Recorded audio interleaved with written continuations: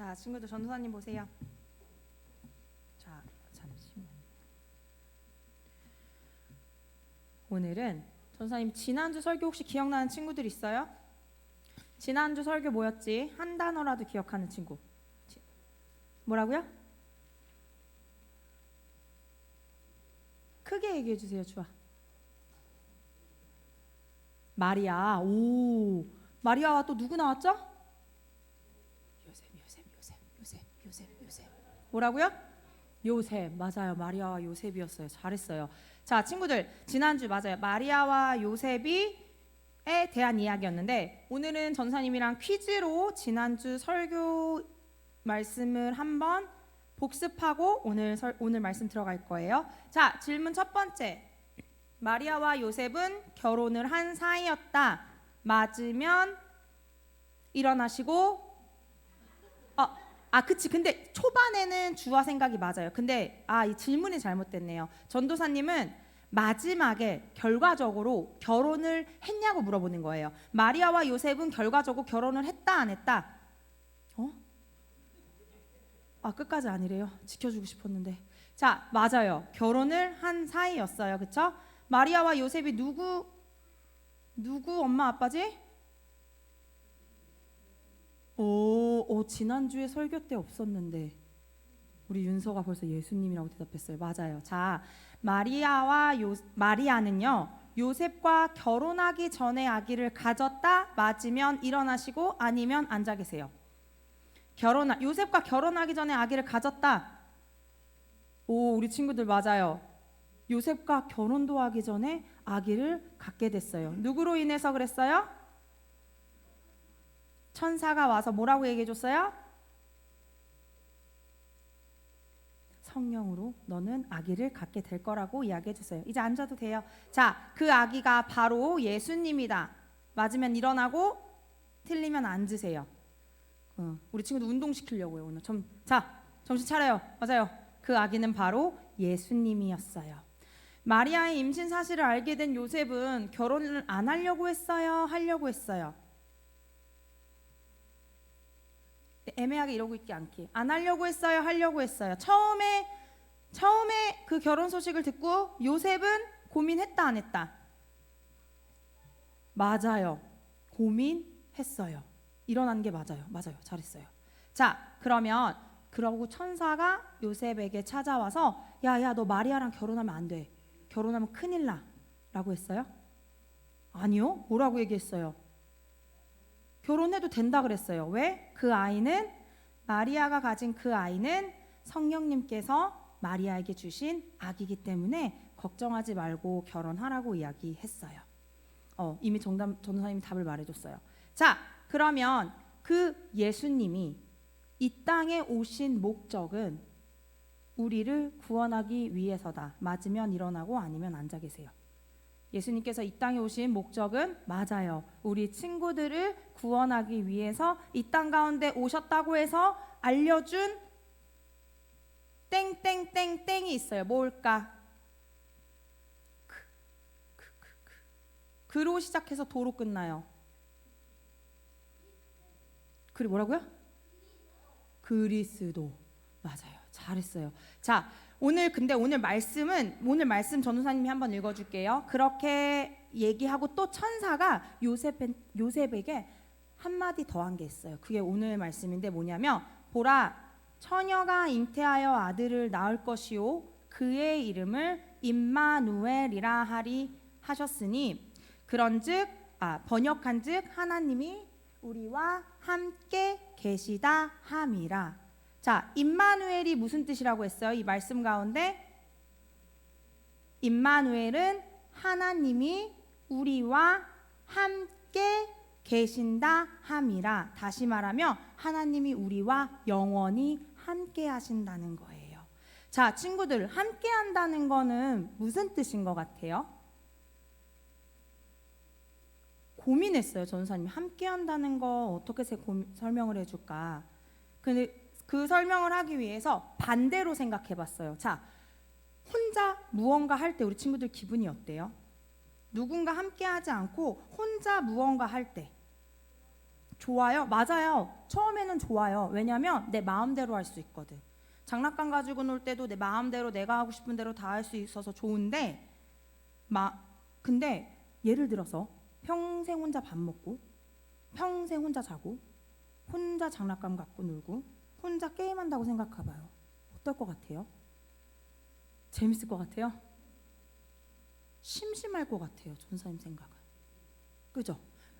우리 친구들 예를 들어서 혁준이랑 혁비랑 주아는 예배 시작 전에 항상 저 잠옷실에서 뭐를 해요? 축구를 해요. 그치? 주아야 축구해요. 근데 축구 하는데 예를 들어서 혁분이랑 혁준이가 못 왔어 교회에. 그럼 주아 혼자 축구하면 재미있어요? 재미있구나. 엄마에게 시련을 주네요. 근데 그럼 다르게 생각해보자. 닌텐도 게임을 해. 주아 혼자 하면 재밌어요? 재밌구나. 그래서 집에서 닌텐도 게임하면 절대 혼자 안 해요. 꼭 친구가 와야지만 게임을 해요. 그죠? 이한이가 왔을 때 닌텐도 게임하는 게 훨씬 재밌죠. 혁준이랑 혁빈이도 닌텐도 게임 하면 혼자 하면 뭐 계속 할 수 있어서 재밌는데 계속 혼자 하라 그러면 재미있어요? 재밌구나. 그렇구나. 전도사님 솔직히 재미없을 것 같아요. 혼자 맨날 게임하면. 응? 재미있구나. 우리 친구들이 형제자매가 많아서 그래요. 혼자 무언가를 할 때는 솔직히 지금은 동생들이 있어서 힘들 수도 있지만 나중에는 좀 뭔가 지루하고 외로울 수도 있을 것 같아요. 그러면 예를 들어서 그러면 만약에 화장실 가는 거, 우리 집에 3명의 아이가 있는데요. 이 3명의 아이는 집에 있는 화장실 가는 것도 무서워서 서로 어떻게 하는 줄 아세요? 주아야 나랑 같이 가자. 주희야 오빠 화장실 가는데 같이 가줘. 막 이렇게 얘기를 많이 해요. 주아야 생각해봐. 이때 혼자 화장실 갈 때 무서워요 안 무서워요? 무서워서 맨날 엄마 부르던가 주희 부르던가 소희 부르던가 해요. 혁준이 혁빈이는 혹시 혼자 있을 때 무서운 적 있나요? 와 대단하네요. 윤서는? 저희 아이들은 별 느낌도 없고 무서움도 없고 지루하지도 않고 외롭지도 않대요. 제가 설교를 진짜 열심히 준비했는데 그렇구나. 전도사님은 어렸을 때 많이 무서워했어요. 특히 시골 가서 화장실 갈 때. 시골에 화장실 밖에 있었거든요. 그래서 새벽에 화장실 가야 되는데 너무 무서워서 자고 있는 삼촌을 자꾸 깨웠어요. 삼촌 나 화장실 가고 싶어요. 그럼 삼촌이 손정등을 두고 같이 화장실을 가는데도 불구하고 그 화장실 안이 너무 무서웠어요. 그런 것처럼 혼자 있을 때 무서울 때도 많아요. 하지만 누군가 함께하면 예를 들어서 화장실 갈 때나 어두운 방에 혼자 있을 때나 누군가 함께할 때는 그래도 그나마 덜 무섭고 좀 안심을 느낄 때가 있을 거예요. 그래서 함께한다는 것은 요런 거 좀 누군가가 같이 있어주고 나를 지켜봐주고 또 안심을 느낄 수 있게 해주는 거. 무서울 필요가 없게 해준다는 게 누군가와 함께 한다는 거예요. 그래서 우리 친구들 보면 가정에서는 항상 누구와 함께해요? 가정에서 우리 친구들 집에서 누구와 함께해요? 엄마, 아빠, 동생들, 그쵸? 다 함께하고 있죠. 할머니도 함께하고 있고 할아버지도 함께하고 있어요. 그리고 학교에선 누구와 함께해요? 우리 친구들? 친구들, 선생님과 항상 함께하고 같이 공부하고 또 재밌게 놀고 그렇게 보낼 때가 있어요.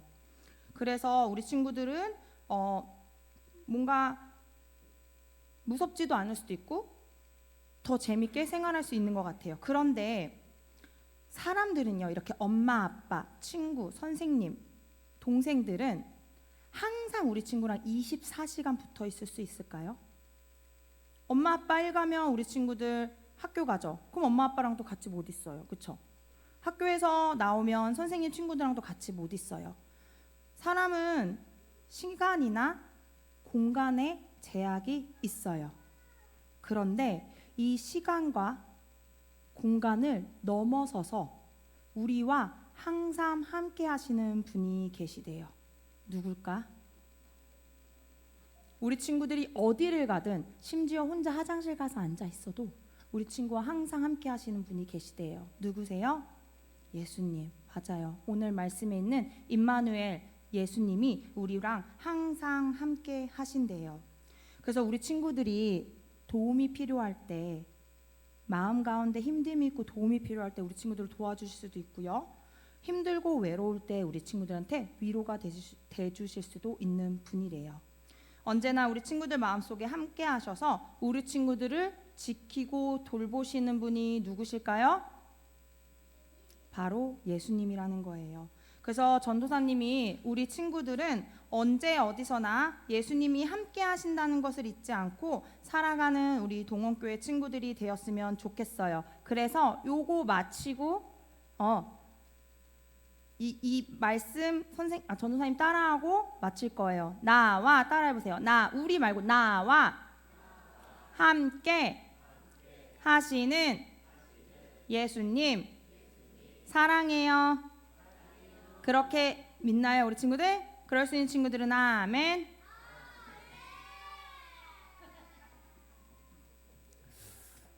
자, 오늘은 왕으로 오시는 메시아 예수님을 기다리는 대림절 네 번째 주일입니다. 임마누엘 예수님이라는 제목으로 말씀을 전하겠습니다. 고 함석헌 선생님의 시 중에 그 사람을 그대는 가졌는가 이런 시가 있습니다. 제가 읽어드리겠습니다. 말리길 나서는 길 처자를 내맡기며 맘 놓고 갈 만한 사람 그 사람을 그대는 가졌는가.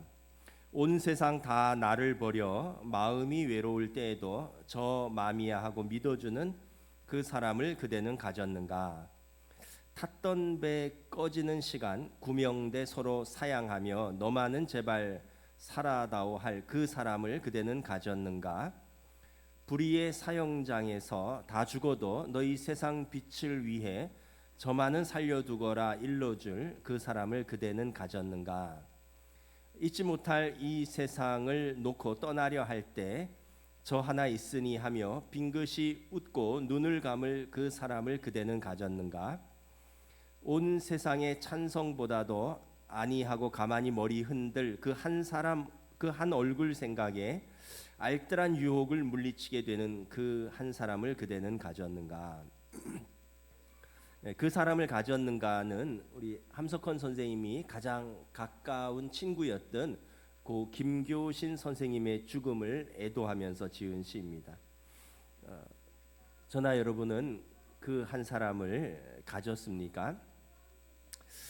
어제 이제 점심을 먹으면서 TV를 좀 틀어놨는데 TV에서 트로트 가수 경연 대회 하는 그런 프로그램이 진행이 되고 있었습니다. 어린 아이부터 기존 가수들까지 참가자들이 나와서 자기 소개를 하고 노래를 부르는 시간이었는데 그냥 밥 먹으면서 눈여겨보지 않았는데 한 단정하게 입고 착하게 생긴 한 청년이 나와서 자기를 소개했습니다. 39살의 에어컨 설치 기사라고 자신을 소개했습니다. 중3 때 부모님이 이혼을 했는데 자기 혼자 살 만한 방 하나 마련해주고 두 분이 떠났다고 합니다. 그래서 지금까지 혼자 살아왔으면서 어린 나이에 혼자 살면서 가난, 배고픔, 외로움, 서러움, 상처, 눈물 이런 상황 속에서 노래가 자기의 유일한 위안이 되었다라고 자신을 소개하고 노래를 했습니다. 노래도 잘했지만 너무 반듯하게 생긴 것 같은 그 청년이 16살부터 39까지 그 23년을 혼자서 얼마나 힘들었을까 생각하니까 너무 마음이 아팠습니다. 시편 27편의 말씀이 생각났습니다. 내 부모는 나를 버렸어도 여호와는 나를 영접하시리로다. 하나님께서 우리 예수님께서 그 청년을 붙들어 주셨으면 좋겠다 이런 생각을 했습니다. 연약하고 한계가 분명한 인간은 누군가와 영원히 함께 한다는 것은 거의 불가능합니다. 부부도 한평생 같이 살지만 항상 생각이 같지는 않습니다. 육신의 부모도 자녀를 사랑하지만 언제껏 함께 지켜줄 수는 없습니다. 때가 되면 떠나야 됩니다. 배움을 주고받는 스승과 제자도 때때로 뜻이 다를 수 있습니다. 연약하고 한계가 분명한 인간은 누군가와 영원히 함께한다는 것은 거의 불가능합니다. 그런데 우리에게 영원토록 너와 함께 하시겠다고 약속하신 분이 계십니다. 예수님이십니다. 우리를 위해 한 아기의 모습으로 오셨는데 우리와 영원토록 함께 하시겠다라고 말씀하셨습니다. 오늘 본문 마태복음 1장 23절 함께 봉독합니다. 보라, 처녀가 잉태하여 아들을 낳을 것이요 그의 이름은 임마누엘이라 하리라 하셨으니 이를 번역한즉 하나님이 우리와 함께 계시다 함이라. 임마누엘은 이제 히브리어인데 임은 계시다라는 비동사입니다. 마누는 우리와 함께 with us, 엘은 하나님이십니다. God. 그래서 임마누엘은 우리와 함께 계시는 하나님. God is with us. 그래서 임마누엘은 예수님의 별명입니다. 우리와 함께 하시는 예수님. 태초에 말씀이 계셨는데 그 말씀이 하나님과 함께 계셨는데 그 말씀이 육신이 되어서 우리 가운데 오셨고 우리와 함께 계시는 예수님. 육신으로는 떠나셨지만 보혜사 성령으로 우리에게 오셔서 우리 안에 우리 옆에 그리고 영원토록 우리와 함께 계시겠다고 약속하신 그 예수님이십니다. 그 예수님이 우리와 함께 하시겠다고 약속하셨습니다. 예수님의 그 3년간의 짧은 공생애를 보면 우리와 함께 하시기 위해서 어떻게 사셨는지를 이렇게 보여줍니다. 예수님께서 차가운 겨울에 방이 없어서 마구간에서 태어나셨습니다. 가난한 가정에 가난한 그 마구간에서 태어났습니다. 이것은 하나님의 아들이 가난한 가정에 태어난 아이들의 그 아픔 또 그 고단함을 알고 계시다는 것을 보여주시기 위함입니다.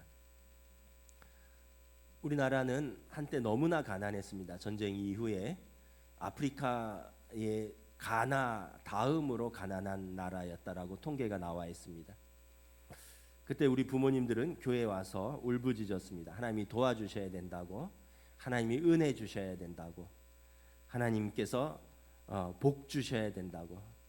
그래서 신년이면 기도원 가서 소나무 뿌리를 뽑힐 때까지 그걸 잡고 기도했고 울면서 기도했고 늘 기도했던 민족이었습니다. 아까 전도사님이 화장실이 시골에 밖에 있었다 그랬는데 저는 시골이 아니라 시골에서 자랐기 때문에 화장실이 진짜 밖에 있었죠. 한 20m 밖에 있었습니다. 신문지를 잘라서 화장지 대신 사용하던 그 시절이 생각이 납니다. 근데 하나님이 우리 가난한 민족에게 함께 하셨고 우리나라에 복 주셨습니다. 예수님께서 태어나시자마자 헤롯 왕의 박해를 피해서 애굽으로 피난을 가셨습니다. 이것은 이 시대 수많은 이민자들과 타국을 떠도는 난민들과 함께 계시다는 것을 알려주시기 위함입니다. 지금도 여러분 가난 때문에 아프리카에서 배를 타고 그 사도 바울이 가다가 유라굴로라는 광풍에 휘말렸던 그 바다를 생사를 건너고 정원을 초과해서 포트피플로 스페인이나 이탈리아로 이렇게 난민으로 가는 사람들, 한 해 죽는 바다에서 그렇게 건너다 죽는 사람들이 얼마나 많은지 모릅니다. 중남미에서 그 가난을 탈피해 보려고 멕시코를 넘어서 미국의 그 담벽을 넘는 사람들이 얼마나 많은지 모릅니다. 우크라이나에 지금 전쟁이 나서 3년째 접어들었는데 100만 명 이상의 난민들이 이웃나라 폴란드나 이웃나라로 난민으로 피했다는 이야기를 듣습니다. 지금도 여러분 이 땅에서 사선을 넘어서 타국을 떠도는 많은 이들이 있었습니다. 예수님께서 어렸을 때 애굽으로 피하면서 그분들의 고통을 아신다는 것을 보여주는 겁니다. 어제 밤 늦게 제가 그 사이다를 한 병 사려고 근처에 편의점에 갔는데 뭐 12시 가까이 되니까 이제 밤에 편의점에 아르바이트를 하는 학생이 동남아 학생이었던 것 같아요. 그래서 보니까 동국대학교 과 점퍼를 입고 있는데 유학원 동남아 학생인 것 같아요. 이 친구는 밤을 꼬박 새서 이제 아르바이트를 하는 거죠. 타국에 와서 그렇게 돈을 벌면서 가족과 떨어져서 얼마나 고단할까. 그런데 예수님께서 그 어렸을 때 그것을 보여주셨습니다. 예수님이 30살이 되기까지 나사렛에서 아버지 요셉을 따라 하루 종일 땀 흘리면서 목수일을 하셨던 것은 아까 사연을 소개했던 것처럼 한여름에 에어컨을 설치하는 그 기사들, 그 노동자들 또 근로자들과 함께 하심을 깨닫게 하기 위하심입니다. 예수님께서 하나님의 아들이라고 고상하게 말씀만 선포하신 것은 아니에요. 30살이 될 때까지는 목수의 일을 하셨습니다. 공중의 새를 먹이시고 들의 백합화를 입히시는 좋으신 하나님 아버지께서 오늘도 가족을 부양하기 위해서 이 땅에 수고하는 모든 아버지 어머니들, 그리고 각자의 자리에서 땀 흘려 수고하는 모든 근로자들, 노동자들이 임마누엘 예수님께서 우리와 함께 계십니다. 베다니에서 마르다와 마리아의 오라버니 나사로가 죽었을 때 많은 사람들이 우셨습니다. 예수님께서도 그 집에 가셔서 민망히 여기사 나사로의 무덤 앞에서 같이 우셨습니다. 예수님께서는 사랑하는 사람을 먼저 잃은 가족들의 마음을 공감하고 같이 우셨습니다. 우리는 그냥 안타깝게 여기지만 세월호로 자녀를 잃은 사람들, 이태원 참사로 또 가족들을 잃은 사람들, 예수님께서 그들의 마음을 아시고 이 시대에 있었으면 그들과 같이 우셨을 것입니다. 예수님이 이 세상에 오셔서 모든 사람들과 함께 계시며 그들과 같이 경험하셨고, 그래서 그들에게 진정한 동정을 보여주셨습니다. 히브리서 4장 15절 말씀입니다. 우리에게 있는 대제사장은 우리의 연약함을 동정하지 못하실 이가 아니요 모든 일에 우리와 똑같이 시험을 받으신 이로되 죄는 없으시니라. 예수님은 우리와 다른 점은 죄는 없지만 똑같이 시험을 받으셨습니다. 가난을 겪으셨고 노동을 하셨고 또 사람들의 조롱을 받으셨고 배신을 받기도 하셨고 그리고 사랑하는 사람들 앞에서 우시기도 하셨습니다. 예수님께서 귀신을 쫓아주시고 중풍병자를 고치시고 문둥병자를 깨끗게 하신 것은 하나님의 아들이 몸과 마음이 병들고 아픈 사람들을 버려두지 않으시고 그들과 함께 하시기 위해서 오셨음을 보여주시는 것입니다. 오늘도 몸과 마음이 아프신 분들이 있을 것입니다. 우리가 건강할 때는 소원이 많아요. 바라는 것들이 많습니다. 건강할 때는 뭐 연봉도 올랐으면 좋겠고 자녀도 잘 풀렸으면 좋겠고, 건강할 때는 뭐 어디 가고 싶은 것도 있고 어디 먹고 싶은 것도 있고 뭐 하고 싶은 것도 있고. 여러분, 아프면 이 모든 것이 단순해집니다.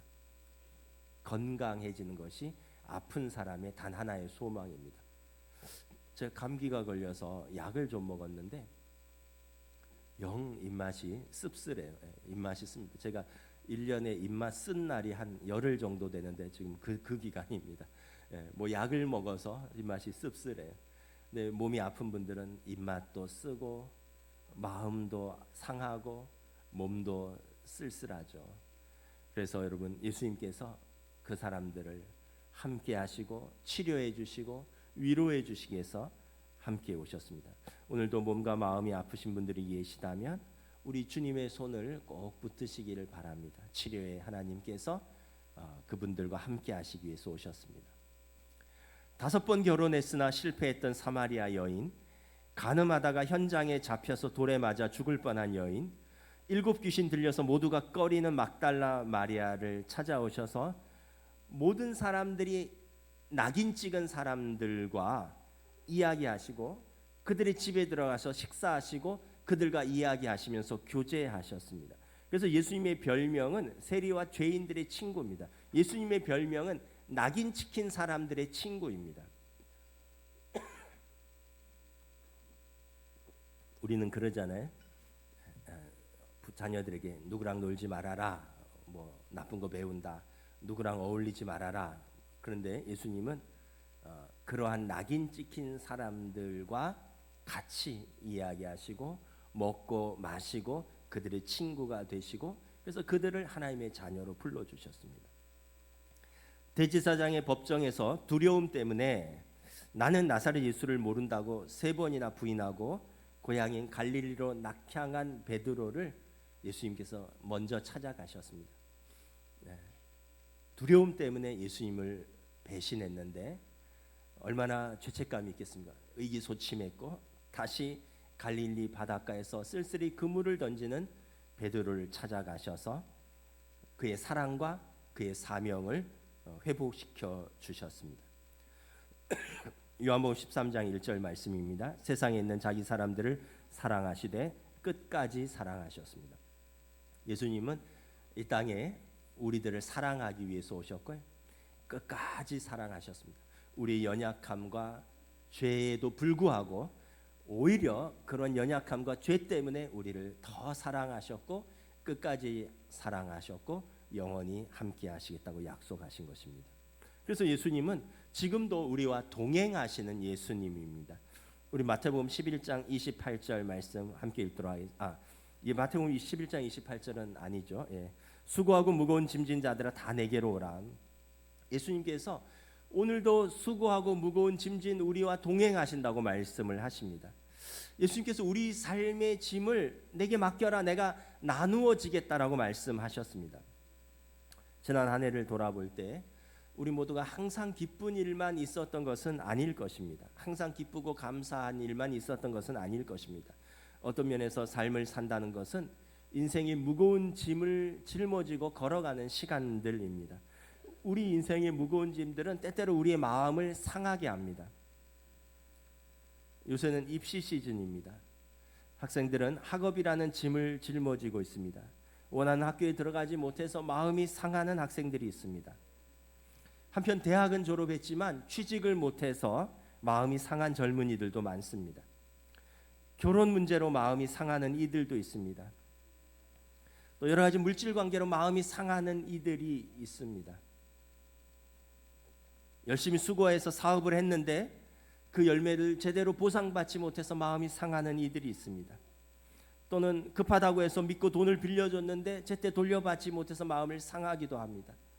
꼭 필요한데 어디 빌릴 데도 없어서 마음이 상하는 이들도 있습니다. 어르신들은 몸이 약하고 병들어서 마음이 상하기도 합니다. 육신의 상처는 눈에 보이지만 마음의 상처는 눈에 보이지 않습니다. 그래서 마음의 상처가 더 아플 때가 있습니다. 육신의 상처는 눈에 보이기 때문에 치료의 방법이 보이지만 마음의 상처는 눈에 보이지 않기 때문에 잘 치료를 되지 못하고 그래서 더 깊어질 수가 있습니다.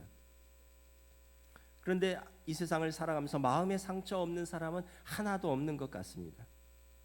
근데 우리 마음에 많은 상처를 받지만 깊이 생각해 보면 우리 마음의 상처의 근본적인 원인은 우리의 죄악 때문입니다. 먼저 자신의 허물과 죄로 인하여 마음의 상처를 받고 고통받는 이들이 있을 것입니다. 누구 때문이 아니라 자기의 허물과 죄로 인해서 그 결과로 고통받고 상처받는 이들이 있습니다. 한편 다른 사람의 허물과 죄로 인하여 상처받고 고통을 받는 분들도 많습니다. 남편의 죄로 인해서 아내의 마음이 상합니다. 아내의 죄로 인하여 남편의 마음이 상합니다. 부모의 죄로 인하여 자식들의 마음이 상합니다. 자식들의 죄로 말미암아 부모의 마음이 상합니다. 육체의 상처를 입었을 때는 반드시 치료를 해야 합니다. 병원에 가서 의사에게 보여주고 진단을 받고 처방을 받고 약을 바르고 붕대로 싸서 나을 때까지 싸매야 합니다. 그런데 마음의 상처는 보이지 않기 때문에 제대로 치료받지 못하면 낙심할 수 있고요, 자포자기할 수 있고요, 세상에 대해서 반항할 수 있고 비관에 빠질 수도 있습니다. 육신의 상처도 치료받아야 하지만 마음의 상처도 꼭 치료받아야 합니다. 마음의 상처를 치료받지 못하면 어떤 사람들은 성질이 고약해집니다. 또 마음의 상처가 깊어져서 범죄를 저지르는 반사회적인 사람도 있습니다. 마음의 상처는 자신과 같이 또 자신과 함께 있는 사람들을 위해서 반드시 치료받아야 합니다.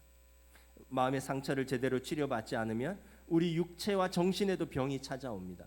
불면증, 노이로제, 위장병, 정신병, 마음의 상처는 그래서 꼭 치료를 받아야 합니다. 메시아이신 예수님께서 이 세상에 오셔서 죄로 상한 우리의 마음의 상처를 치료하여 주시기 위해서 오셨습니다. 오늘 보면 마태복음 1장 21절 함께 봉독합니다. 아들을 낳으리니 이름을 예수라라. 이는 그가 자기 백성을 그들의 죄에서 구원할 자이심이라 하니라. 그래서 예수님이 오심은 우리와 함께 하시기도 하지만 우리와 함께 계셔서 우리의 연약한 허물과 죄, 우리의 마음에 상한 것을 고치시기 위함입니다. 예수님의 이름의 뜻은 자기 백성을 죄에서 구원할 자라는 뜻입니다. 우리 마음의 상처의 근본 원인은 죄악에 기반한다고 말씀드렸습니다. 그래서 이 근본 원인이 되는 우리의 모든 죄를 없애주시고 사하여 주시고 죄악 가운데 우리를 건지기 위해서 오신 것입니다. 예수 그리스도의 오심을 기다리는 대림절 네 번째 주일입니다. 온 세상의 구주로 오셨지만 우리 각자의 구주로 오시는 예수님을 기대하고 만나고 축하하는 복된 성탄 되시기를 우리 주님의 이름으로 축복합니다. 그래서 마음이 상한 자들, 또 슬픈 자들, 낙심한 자들, 괴로운 자들, 그리고 주님을 알지 못하는 우리 모두에게 우리 주님이 평강의 왕으로 오시는 복된 성탄 되시기를 우리 주님의 이름으로 축복합니다. 찬양하시겠습니다. 찬송가